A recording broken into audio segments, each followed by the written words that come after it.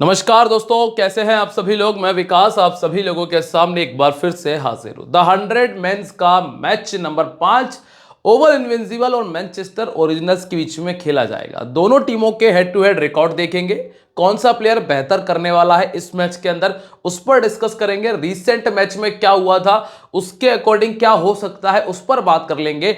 Vice captaincy के choice को clear कर दूंगा क्योंकि वहां कंफ्यूजन थोड़ा सा ज्यादा है, और ग्रैंड लीग के जो बेस्ट परफॉर्मर निकल कर आएंगे उनके बारे में बात करेंगे। इतनी सारी चीजें आपको इस वीडियो के अंदर मिलेंगी। एक जबरदस्त एनालिसिस मिलेगा। रिकॉर्ड आप कई जगह जाकर देख लोगे, लेकिन जो एक्सपीरियंस मिलेगा ना, उसके साथ जो एनालिसिस मिलेगा वो आपको यहां मिलने वाला है फैंटेसी टैलेंट हब पर। तो चलिए सब्सक्राइब कर लो पहले, और इसके बाद बेल आइकन पर प्रेस करके आगे बढ़ेंगे। लाइक के साथ में वीडियो का आगाज करेंगे, और इस पूरी वीडियो को ध्यान से देखना। इन्वेस्टमेंट कर रहे हो, पैसा लगा रहे हो, प्रॉफिट कमाना है तो ध्यान से सुन लेना जो जो बता रहा हूं मैं आपको, क्योंकि रिकॉर्ड से ज्यादा जरूरी है जो मैं बता रहा हूं वो।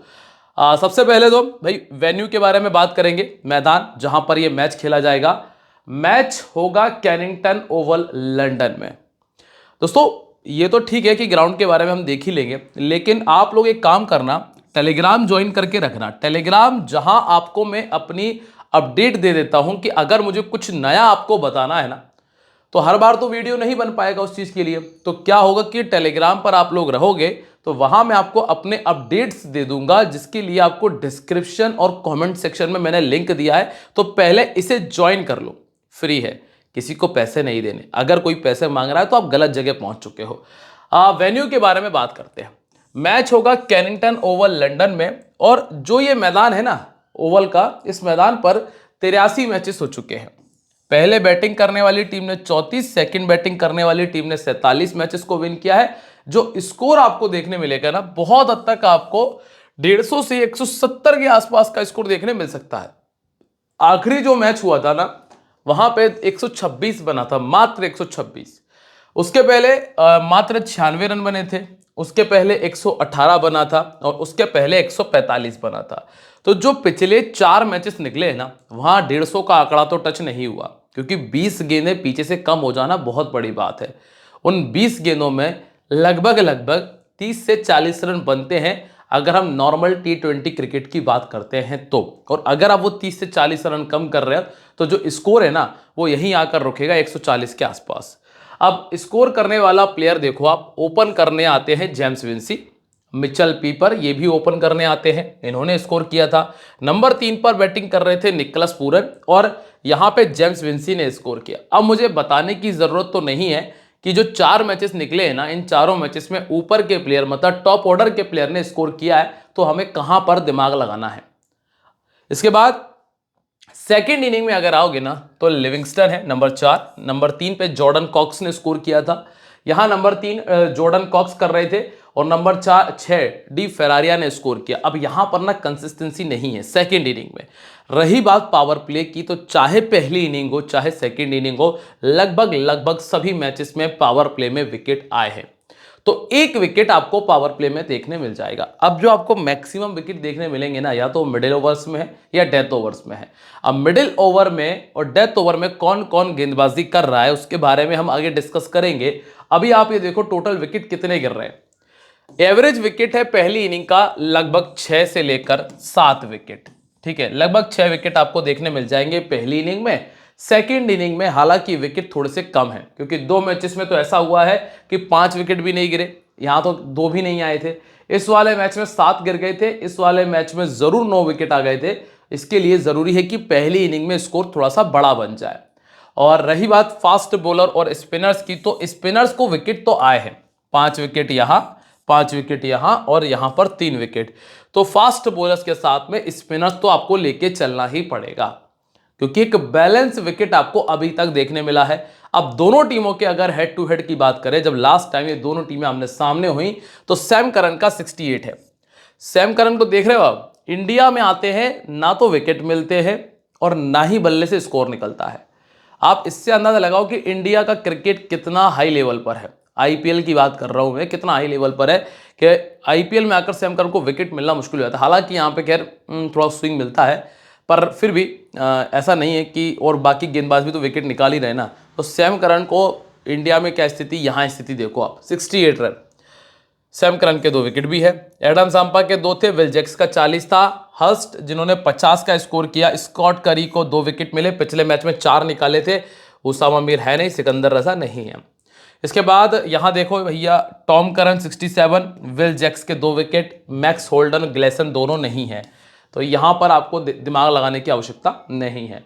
अब जो मैं आपको बताने वाला हूं ना, वो सारी चीजें ध्यान से सुनना, फिर अपने ग्रैंड लीग के कॉम्बिनेशन को तैयार करना और फिर अपने स्मॉल लीग के कॉम्बिनेशन को तैयार कर लेना। और जिन लोगों ने लाइक नहीं किया है पहले लाइक कर दो। अब यहां देखो आप, विल जैक्स ओपन कर रहे हैं, साथ में आएंगे तवांडा, नंबर 3 पे जॉर्डन कॉक्स, नंबर 4 पे सैम करन, नंबर 5 पे सैम बिलिंग्स, फिर D Ferreira, Tom Curran, Rashid Khan, Jordan Clark, Nathan Sowter और जेसन बेरेंड्रॉफ।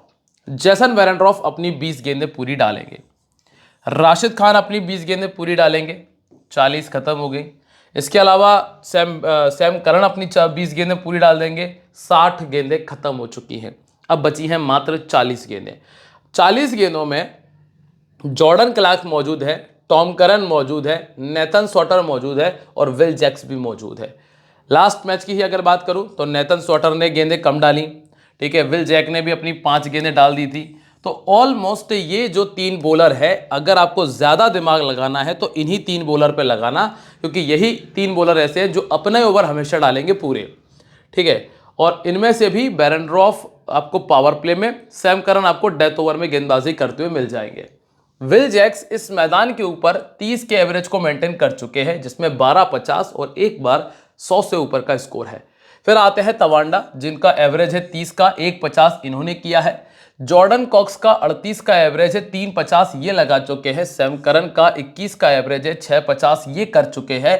सैम बिलिंग्स का 24 का बैटिंग एवरेज है। और इसके बाद आते हैं डी फेरारिया, जिन्होंने 2 पारी में 51 रनों का स्कोर किया है। टॉम करन तो खैर गेंदबाजी में शामिल हो जाएंगे। अब है सैम करन, जिनके पास 55 इनिंग में 54 विकेट है। इस मैदान के ऊपर ऑलमोस्ट 1 विकेट पर मैच के हिसाब से चल रहे हैं। टॉम करन 56 इनिंग में 63 विकेट इन्होंने निकाले। जॉर्डन क्लार्क को 18 इनिंग में 12 विकेट मिले हैं और नेथन सॉटर को 15 इनिंग में 15 विकेट पहले मिल चुके हैं। पहला नाम है विल जैक्स का। विल जैक्स पहली चीज कंफर्म है। दूसरी चीज ये है कि आपको बैटिंग देंगे ओपन में और साथ में आपको लगभग 1 ओवर की गेंदबाजी दे जाएंगे। 1 ओवर मतलब 5 गेंदें लगभग आपको दे जाएंगे। 25 इनिंग में 17 विकेट इनके खाते में है और लगभग 33 का एवरेज है, जिसमें 8 बड़े स्कोर ये बना चुके हैं अपनी पिछली 32 पारियों के अंदर। मतलब हर चौथी इनिंग में 1 50 इनके बैट से निकल जाता है। तो क्या कहें कि ये वाइस कैप्टन के लिए भी टीम में जगह बना रहे हैं। और ऑफ स्पिन इनको 3 बार आउट कर चुकी है। ऑफ स्पिन कौन डालेगा सामने वाली टीम में, अभी कोई नहीं है, लेकिन चाइना मैन गेंदबाज नूर अहमद ने इनको 2 बार पहले भी आउट किया है। अब आप आ जाओ नंबर 2 पे, जो कि है तवांडा। तवांडा को 18% लोगों ने रखा है। ये रिस्क ये सोच कर ले लिया इन्होंने कि इनका रिकॉर्ड में इनको 5 50 और 100 नजर आ रहा है और ये थोड़ा सा हिटिंग करना जानते हैं। लेकिन मैं बता दूं कि जो इन्होंने ये स्कोर किए हैं, ये बहुत छोटे डोमेस्टिक क्रिकेट में किए, जहां पर एक अच्छे लेवल की गेंदबाजी होती है ना, वहां पर इनके बल्ले से ये स्कोर नहीं है।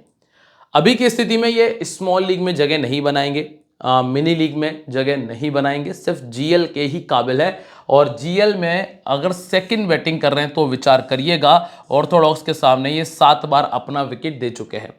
अब आप आइए नंबर 3 पे, जहां आपको मिलते हैं जॉर्डन कॉक्स। अब जो मैं आपको बताने वाला हूं उसको सुनना। इनके पास में तवांडा अच्छा प्लेयर नहीं है। विल जैक्स ऐसे हैं कि अगर बाई चांस नहीं चले तो अब स्थिति आएगी कि जॉर्डन कॉक्स के पास क्या है कि इनको खेलना है रुककर और स्कोर करके देना है टीम को। अब ऐसे में अगर मान लीजिए कि विल जैक्स आउट हो गए जल्दी और साथ में तवांडा जो कि आउट होना ही है, तो अब बच रहे हैं जो जॉर्डन कॉक्स, जिनके पास में मौका है कि रुककर स्कोर करें।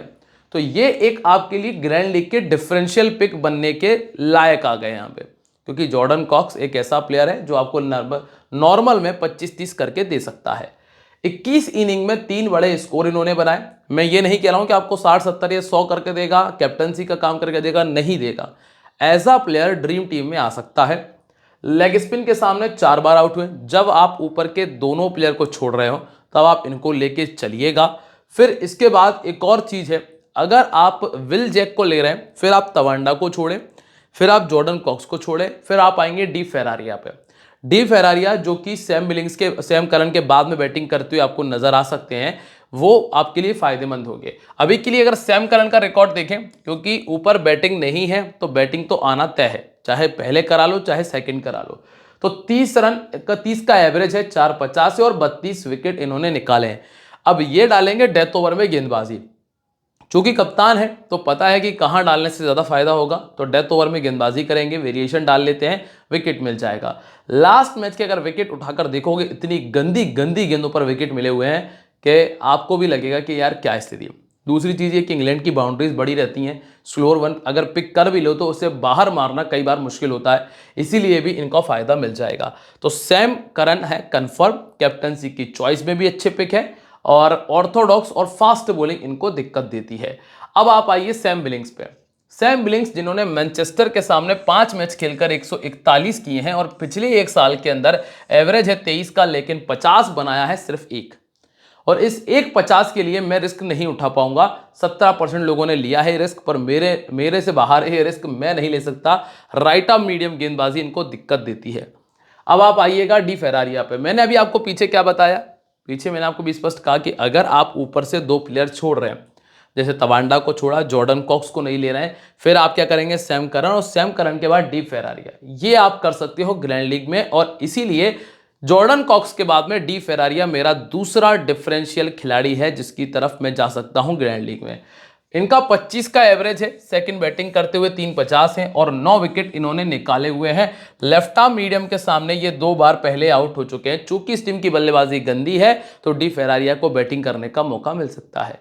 इसके बाद आते हैं टॉम करन। टॉम करन लगभग अपनी 15 गेंदें डाल जाएंगे, 13 विकेट इनके पास है और 33 का बैटिंग एवरेज ये मेंटेन कर रहे हैं। एक बार 50 से ऊपर का स्कोर किया है। इनको राइट आर्म मीडियम के सामने बैटिंग करने में दिक्कत आती है। इसके बाद आते हैं राशिद खान। राशिद खान को काफ़ी सारे लोग वाइस कैप्टन ट्राई कर रहे हैं, पर मेरी सलाह यह है कि अभी राशिद खान के पीछे ना भागें तो ज़्यादा अच्छा होगा। सामने वाली टीम की बल्लेबाजी बड़ी तगड़ी है, वहाँ पे जॉस बटलर, फिल सॉल्ट, इसके अलावा आपको क्लासन जैसे बल्लेबाज मिलने वाले हैं, और इस तरह के बल्लेबाज इतनी आसानी से अभी राशिद खान को 3-3, 4-4 विकेट नहीं देंगे जैसा पिछले मैच में हो चुका है। ठीक है, इसलिए अभी बचना थोड़ा सा, बहुत ज़्यादा ही अच्छी गेंदबाजी कर दें तो एक अलग बात है। पहले बॉलिंग करते हुए 10 विकेट है, सेकंड बॉलिंग करते हुए 14। इसके बाद है जॉर्डन क्लार्क। जॉर्डन क्लार्क ने ठीक गेंदबाजी की थी पिछले मैच में, विकेट आ गए थे, इसी वजह से 63% लोगों ने टीम में रख लिया है। पर मेरे पास और भी ज़्यादा अच्छे ऑप्शंस मौजूद हैं, इसलिए मैं उनकी तरफ जा रहा हूं। अगर आप जॉर्डन क्लार्क को लेना चाहते हो तो ले सकते हो। ठीक है, 20 इनिंग में 18 विकेट इनके पास में मौजूद हैं। इसके बाद नेथन सॉटर है, लेग स्पिन गेंदबाजी कर रहे थे, कोई दम नहीं नजर आई, आधी आधी पिच पे गेंदें डाली हैं, तो इसीलिए नेथन सॉटर अभी मेरी टीम में नहीं है। 20 इनिंग में 21 विकेट इन्होंने निकाले हैं, लगभग 1 विकेट आ जाएगा। अगर बल्लेबाज गलती करे तो गाड़ी 2 तक जा सकती है। इसके बाद है जेसन बेरेंट्रॉफ। ये क्वालिटी बॉलर है जिसके हाई चांसेस हैं कि कम से कम 1 विकेट आपको देगा ही देगा, और थोड़ी सी भी अच्छी गेंदबाजी होती है तो 2 विकेट तक गाड़ी चली जाएगी। चूंकि आपको बस इतना देखना है कि सामने वाली टीम का ओपनिंग पेयर कैसा है, क्योंकि ज्यादातर इनके जो ओवर्स हैं आपको पावर प्ले में मिलेंगे। अब यहां पर आप देखो, Phil Salt, Matthew Hurst, Jos Buttler, Klaasen, Chapman, इतने तगड़े बल्लेबाज आपको यहां पर मिल जाते हैं। इसके बाद है लेविस ग्रिगोरी, स्कॉट करी, जॉस टंग, सनी बेकर, नूर अहमद और जेमी एंडरसन आपको दिखते हैं। जिमी एंडरसन पावर प्ले में 3 डाल देंगे। इसके बाद स्कॉट करी पावर प्ले में 2 डालेंगे, सॉरी डेथ ओवर में 2 डालते हैं। और अब हम बात करते हैं मैनचेस्टर ओरिजिनल्स के वेन्यू रिकॉर्ड की तरफ। तो फिल सॉल्ट ने 7 मैच में 120 रन किया, बटलर ने 4 में 116 किया, 29 का एवरेज है, और क्लासन ने 3 में 124 किया है जिसमें 150 का स्कोर है। लेविस ग्रिगोरी के पास में 9 मैचेस में 218, और बॉलिंग में इनके पास में 5 विकेट शामिल हैं। अभी पहला नाम है सॉल्ट का, जिन्होंने पिछले मैच में 60 रनों का स्कोर किया है और कमाल की बैटिंग की थी। 7 बार 50 से ऊपर का स्कोर है, और पहले बैटिंग करते हुए 29 का एवरेज है, सेकंड बैटिंग करते हुए 41 है। सॉल्ट अभी के लिए बिल्कुल कंफर्म है, क्योंकि रिसेंटली जो क्रिकेट इन्होंने खेला है ना आईपीएल से, कमाल चल रहा है, इसलिए सॉल्ट कंफर्म पिक है। हाँ, सैम करन ने इनको 5 बार आउट किया है, और पॉसिबल है कि इनका आमना सामना पावर प्ले में हो जाएगा। इसके बाद है मैथ्यू हर्स्ट। मैथ्यू हर्स्ट थोड़ा सा मुश्किल प्लेयर है, 23 का एवरेज और 350 किए हैं, पर ये स्मॉल लीग में फिट नहीं बैठ पाएगा। कारण ये है कि एक तो हमारे पास बहुत सारे प्लेयर मौजूद हैं, दूसरा चीज़ है कि इनका रिकॉर्ड भी उतना कुछ खास है नहीं, और इनको राइट आर्म फास्ट बॉलिंग के सामने दिक्कत आई। राइट आर्म मीडियम के सामने भी 14 बार आउट हो चुके हैं। तो टॉम करन, जॉर्डन क्लार्क इस तरह की बॉलिंग कर रहे हैं। फिर आते हैं बटलर। बटलर के बारे में मुझे बोलने की ज़रूरत है नहीं, होनी नहीं चाहिए। बटलर कंफर्म है, वाइस कैप्टनसी की चॉइस है, विकेट कीपिंग करेंगे, आपको डबल फायदा देंगे। ऐसा ही कुछ क्लासन के साथ में भी है, क्लासन को भी आप नहीं छोड़ सकते। इन्होंने दोनों इनिंग्स में कमाल की बैटिंग की है। राशिद खान ने ज़रूर इनको 5 बार आउट किया है 80 गेंदों के अंदर, और विल जैक्स ऑफ स्पिन करते हैं जो इनको थोड़ा परेशान कर सकते हैं। क्लासन का बैटिंग एवरेज है 31 का, और क्लासन के बारे में भी मुझे बोलने की आवश्यकता नहीं है। 72% लोगों ने रखा है, पर ये जो 38-28% लोग हैं, ये कौन लोग हैं मैं समझ नहीं पा रहा हूँ जिन्होंने छोड़ दिया क्लासन को। चलो 28 नहीं, अगर 25% लोग तो कम से कम और होना चाहिए थे जो इनको टीम में रखते। और थोड़ा उसके सामने ये 3 बार आउट हो चुके हैं। राशिद खान इनको 3 बार पहले आउट कर चुके हैं, लेकिन 66 गेंदों में 120 रन, ऑलमोस्ट 200 के स्ट्राइक रेट से रन खाए हैं। इसके बाद चैपमैन एक अच्छा ऑप्शन है। अगर कहीं से भी टॉप ऑर्डर से दिक्कतें आती हैं तो चैपमैन वो प्लेयर है जो आपको स्कोर करके दे सकता है, पर हाल फिलहाल में आप इतना नीचे तक आ नहीं पाओगे स्मॉल लीग के अंदर, इसलिए स्मॉल लीग में ये टीम में नहीं है। और थोड़ा उसके सामने ये 5 बार पहले आउट हो चुके हैं, क्योंकि भरोसा नहीं, ऊपर के कोई भी 2 प्लेयर अगर खड़े रह गए तो पता चला पूरी 100 गेंदें वही खेल गए। इसके बाद है दोस्तों Lewis Gregory, batting plus bowling दोनों दे रहे हैं, इसीलिए टीम में रखने का विचार है। 39 इनिंग में 37 विकेट इनके खाते में दर्ज है। और इसके बाद स्कॉट करी 35 इनिंग 53 विकेट, जबरदस्त रिकॉर्ड। मिनिमम 1 और मैक्सिमम 2 विकेट तक गाड़ी जा सकती है। पावर प्ले, डेथ ओवर दोनों जगह गेंदबाजी करना जानते हैं। अब जुड़े हैं जॉश टंग 15 इनिंग में 15 विकेट है इनका T20 क्रिकेट में। हाल फिलहाल में इन्होंने अच्छी गेंदबाजी की थी टेस्ट क्रिकेट में, आपने देखा होगा। अब इसके बाद नाम है सनी बेकर ने 15 इनिंग्स 17 विकेट निकाले हैं। दोनों इनिंग्स में इनका रिकॉर्ड भी ठीक है, पर मैं बेकर के मुकाबले में जाना चाहूँगा नूर अहमद के साथ में, क्योंकि ये बेटर ऑप्शन है। और इसके अलावा जो करी है, स्कॉट करी, उनको टीम में रखने में मुझे फ़ायदा नज़र आ रहा है। नूर अहमद कंफर्म प्लेयर है जो कि आपको लगभग 1 विकेट बहुत आराम से निकाल कर देंगे। और इसके अलावा जिमी एंडरसन इस मैच के लिए फ़ायदेमंद हो सकते हैं। जिमी एंडरसन इसलिए फ़ायदेमंद हो सकते हैं क्योंकि सामने वाली टीम का जो टॉप ऑर्डर है वो अच्छा नहीं है। विल जैक्स के साथ में आपको जो 2 प्लेयर मिलने वाले हैं ना, वो दोनों बिल्कुल ऐसे हैं जो कब विकेट पे जाए कहा नहीं जा सकता। इसीलिए ये आपके लिए कम से कम 1 विकेट और मैक्सिमम 2 विकेट तक जा सकते हैं। पहले बॉलिंग करते हुए इन्होंने 9 इनिंग में 14 विकेट निकाले भी हैं। अब कैप्टन वाइस कैप्टनसी की ज़रा चर्चा कर लेते हैं। कैप्टन वाइस कैप्टनसी में जो हमारे पास ऑप्शंस हैं, उसमें आपके पास एक तो मिलता है सैम करन के साथ में जॉस बटलर है। क्लासन आपके पास एक अच्छा ऑप्शन है, और फिल सॉल्ट का एक ऑप्शन आपके पास मौजूद है। ये वो 4 प्लेयर हैं जो कैप्टन वाइस कैप्टनसी की लिस्ट में सबसे आगे हैं। इसके अलावा राशिद खान को कुछ लोग वाइस कैप्टन ट्राई कर रहे हैं, और टीम में हमारे जॉर्डन कॉक्स हैं, विल जैक्स हैं, लेविस ग्रिगोरी हैं, स्कॉट करी, नूर अहमद और जैसन बेरेंड्रॉफ को टीम में रखा है। अब कौन चेंज कर सकता है इनको अगर देखा जाए तो डी फेरारिया और जॉर्डन कॉक्स, ये सिर्फ जीएल में ही काम आएंगी, गलती से भी इनको स्मॉल में मत करना। जॉर्डन कॉक्स तो चलो ठीक है, लेकिन फिर भी मेरे हिसाब से ये जीएल में ही काम आएंगे। इधर से मार्क चैपमैन और जॉश टंग है, जॉश टंग को लिया जा सकता है, बाकी तो खैर ये सामने प्लेयर मौजूद हैं आपके। तो उम्मीद ये करता हूँ कि आपको समझ में आया होगा कि आखिर मैं आपको बताना क्या चाहता था। सारे प्लेयर्स के रिकॉर्ड देख लिए, इन्फॉर्मेशन समझ ली, क्या कॉम्बिनेशन तैयार करना है वो हमें समझ में आ गया। तो उम्मीद करता हूँ कि आप लोगों ने मुझे टेलीग्राम पर ज्वाइन कर लिया होगा। टेलीग्राम का जो लिंक है वो डिस्क्रिप्शन कमेंट सेक्शन में है, वहाँ ज्वाइन कर लेना। मिलते रहेंगे आप लोगों से अपनी अगली वीडियो में, तब तक के लिए बाय, जय हिंद, जय Mahakal. This game may be habit forming और financially risky, so please play responsibly. Bye.